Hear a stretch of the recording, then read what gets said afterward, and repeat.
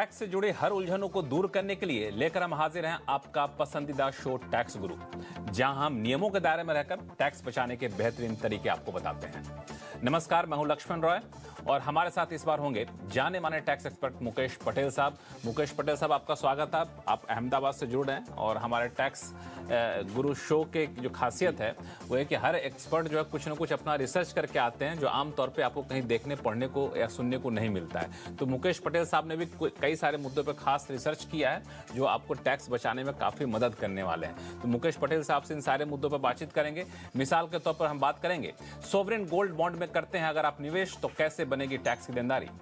अगर आप एनआरआई हैं और अपनी मां को पैसे भेजते हैं तो भी क्या देना होगा टैक्स। और साथ में ये बताएंगे कि गिफ्ट या विरासत में मिली संपत्ति पर टैक्स की देनदारी तय करते वक्त किन किन बातों का रखें ख्याल।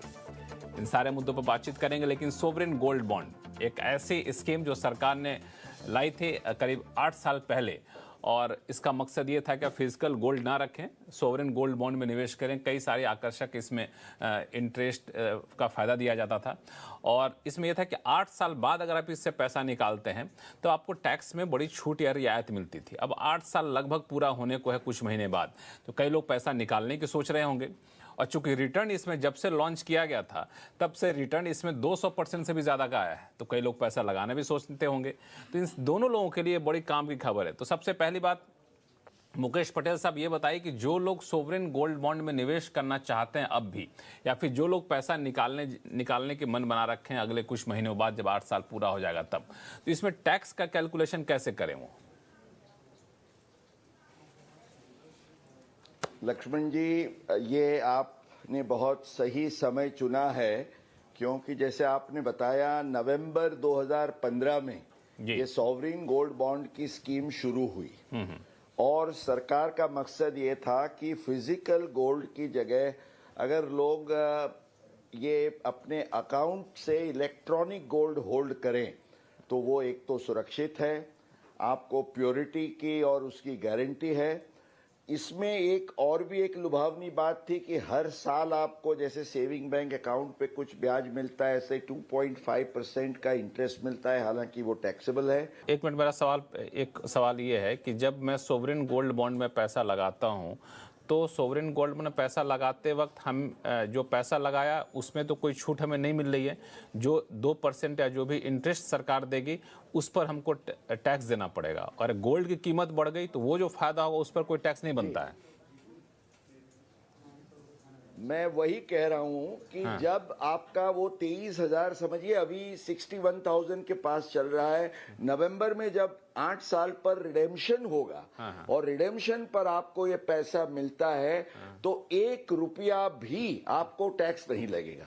तो जैसे आपने बताया 265% के आसपास ये 8 साल का एप्रिसिएशन और टैक्स फ्री गिने तो CAGR आपका करीब 14% प्लस होता है। तो ये आपके लिए सबसे बड़ा आकर्षण है। उसके पहले अगर आप अर्ली रिडेम्पशन में जाते हैं 5 साल के बाद तो भी आपको लॉन्ग टर्म कैपिटल गेन्स और जो इंडेक्सेशन का फायदा है टैक्सेशन में, उसका भी फायदा मिलता है लक्ष्मण जी। अब इसमें अगर जो ब्याज मिलता है हमें, जो 2% तय था पहले, तो उस ब्याज पे जो आमदनी होगी हमें उस पर टैक्स लगेगा कि नहीं लगेगा? जी, उस पर तो टैक्स जरूर लगेगा। 2.5% आपको जो इंटरेस्ट मिलता है, लेकिन मैंने जैसे बताया 2 सिचुएशंस हैं। रिडेम्पशन तक आप रुकते हैं, फाइनल रिडेम्पशन तक, तो ऑन रिडेम्पशन आपको कोई भी टैक्स नहीं देना है। उसके पहले अगर अर्ली रिडेम्पशन में जाते हैं तो आपको जो इंडेक्सेशन के साथ 20% का लॉन्ग टर्म कैपिटल गेन्स का जो नियम है वो आपको लागू होगा। इसमें एक और चीज है कि सोवरेन गोल्ड बॉन्ड के बराबर में कहें तो एक इंस्ट्रूमेंट है, वो है गोल्ड ETF। वो भी काफी लोगों के आकर्षण का केंद्र बना रहा। अब चूंकि सरकार ने कुछ नियमों में बदलाव किया बजट में, जो अब 1 अप्रैल से लागू हो गया है, तो अब अगर हम कहें टैक्स के लिहाज से कि गोल्ड ETF और सोवरेन गोल्ड बॉन्ड दोनों में अगर चुनना हो तो किसको चुना जाए?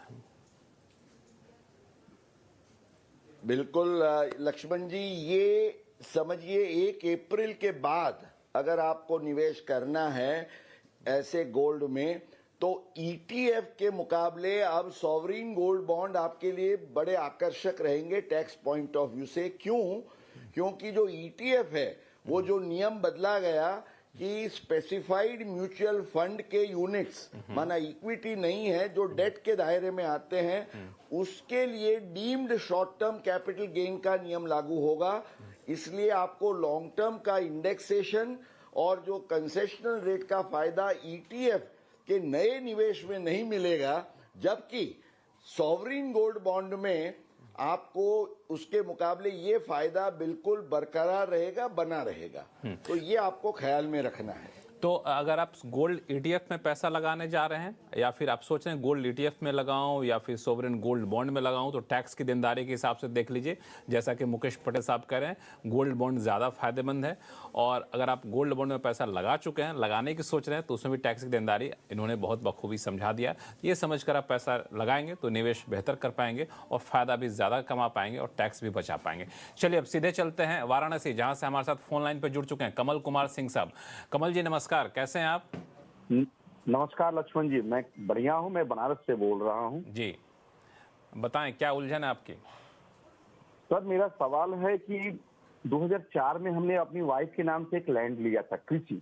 ठीक है। और 2022-23 फाइनेंशियल ईयर में वो लैंड मेरा एनएचआई में जा रहा है, जिसका कंपलसरी एक्विजिशन में मेरे को पैसा मिला है। वो पैसा हेवी अमाउंट मिला है। ठीक है।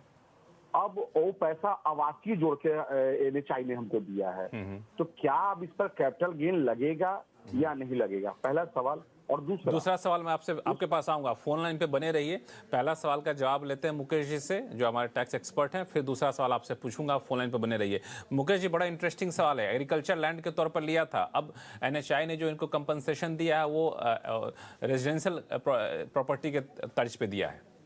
लक्ष्मण जी, कमल जी के लिए खुश खबर ये है कि ये जो national highway authority of India NHAI जमीन के लिए जब ये कंपलसरी एक्विजिशन करती है रोड बनाने के लिए, so it is done in public interest. ये रोड के लिए समझिए, या हमारे इलाके में जैसे बुलेट ट्रेन बनती है, कहीं कोई इरिगेशन की कनाल बनती है, तो ऐसे केसेस में जब सरकार के द्वारा कंपलसरी एक्विजिशन होता है, चाहे वो एग्रीकल्चर लैंड हो या नॉन एग्रीकल्चर लैंड हो, उस पर जो आपको मुआवजा मिलता है, कॉम्पेंसेशन मिलता है, इनके लिए खुश खबर ये है, this is completely tax free. आप मुझे कहेंगे ये इनकम टैक्स एक्ट में कहाँ लिखा हुआ है? तो इसके लिए अब राइट फॉर फेयर कॉम्पेंसेशन एक एक्ट बना हुआ है, उसमें इसका प्रावधान किया गया है। और ये प्रावधान को मानते हुए सीबीडीटी ने 2016 में एक सर्कुलर निकाला, सर्कुलर नंबर 36, जहां ये कहा गया है कि ऐसा कोई भी कॉम्पेंसेशन है, it will be treated as completely exempt. तो एनएचएआई इनके रोड के 1 करोड़ का कॉम्पेंसेशन से कोई भी अमाउंट हो, मान लो किसी केस में तो 5 करोड़ या 10 करोड़ भी हो सकता है, उस पर 1 रुपया भी टैक्स नहीं लगेगा। तो कमल जी, आप बिल्कुल खुश हो जाइए, आप पर कोई टैक्स नहीं है, लेकिन लगता है कुछ पेच है। कमल जी एक और सवाल पूछना चाहते हैं, बताएं दूसरा सवाल क्या था आपका? सवाल है कि मेरे को डर था कि मेरे को फाइनेंशियल ईयर 22-23 में वो पैसा मिला था, तो मेरे को डर था। तो मैं लास्ट डेट फाइनेंशियल ईयर 22-23 के दिन मैंने उसमें से 75 लाख रुपया इन्वेस्ट कर दिया। अच्छा। वो बिल्डर को दे दिया। मकान खरीदने के लिए कुछ एडवांस दे दिया। तो मेरे को बचे और कुछ पैसे बचे, तो क्या उन पैसे को मैं अगले फाइनेंशियल में बिल्डर को दे सकता हूं या नहीं दे सकता हूं? क्या मेरा टेंशन है कि कैपिटल गेन मेरे को बचाना है। कमल जी, ये जो बिल्डर को आप पैसा दे रहे थे, उससे पहले आप टैक्स को फोन कर लिए होते तो आपको जो है टेंशन रखना ही नहीं चाहिए था। लक्ष्मण जी, इनको कोई टेंशन का चिंता रखने की आवश्यकता नहीं है। वो मकान में निवेश करे या न करे, बिल्डर को दे या न दे, उनको 1 रुपया भी टैक्स नहीं देना है। बिल्कुल, आपको बिल्कुल कोई टैक्स देना ही नहीं है, बिल्डर को दे दिए, लेकिन डर के मारे अगर दिए तो मैं तो यही सजेस्ट करूंगा कि ऐसी सूरत में तुरंत आपको टैक्स गुरु से संपर्क करना चाहिए था। लेकिन खैर, आप पे टैक्स की देनदारी बिल्कुल नहीं बनेगी और आप निश्चिंत हो जाइए, आप उस पैसे का बेहतरीन तरीके से इस्तेमाल करिए। चलिए अब चलते हैं दिल्ली, जहां से राकेश अरोड़ा जी हमारे साथ फोन लाइन पर जुड़ चुके हैं। राकेश जी नमस्कार। नमस्कार सर, मैं अप्रैल 2022 रिटायर हुआ हूँ और मेरा पीएफ एक्यूमुलेशन पीएफ कमिश्नर के पास है। तो 3 साल तक वहाँ पैसा रख सकता हूँ। मैं ये जानना चाहूंगा कि ब्याज मिलेगा, उस पर मुझे देना है कि नहीं देना है, क्योंकि पीएफ से हम 15 साल करते हैं तो टैक्स नहीं लगता है। राकेश जी, आपके लिए अब देखिए, आपने सही बताया कि पीपीएफ होता है तो उसमें 15 साल के बाद भी आप अपना अकाउंट चालू रखते हैं, उस पर जो ब्याज मिलता है उस पर कोई टैक्स नहीं है। पर ये जो एम्प्लॉइज प्रोविडेंट फंड का ईपीएफ का अकाउंट है, उसमें आप सतर्क रहिए, क्योंकि हालांकि इसके बारे में इनकम टैक्स एक्ट में अभी कोई क्लैरिफिकेशन नहीं है, पर कुछ इस पर judicial pronouncements income tax tribunals के आए हैं, जिनमें ये कहा गया है कि एक बार एम्प्लॉय जब तक रिटायर होता है, उसको जो भी उसका प्रिंसिपल और उस दिन तक का इंटरेस्ट है उस पर कोई टैक्स नहीं लगेगा। लेकिन उसके बाद एम्प्लॉयर एम्प्लॉय रिलेशनशिप नहीं रहती है, तो जो उसको ब्याज मिलता है वो अकाउंट कंटिन्यू करता है, तो रिटायरमेंट के बाद का जो इंटरेस्ट है उसको सेक्शन 10(11) या सेक्शन 10(12) का एग्जम्पशन नहीं मिलेगा, उस पर आपको टैक्स भरना होगा, ये ख्याल में रखिए। चलिए, तो इसका ख्याल रखिएगा, ऐसी सूरत में टैक्स आपको भरना पड़ सकता है। और फिलहाल वक्त है छोटे से ब्रेक का।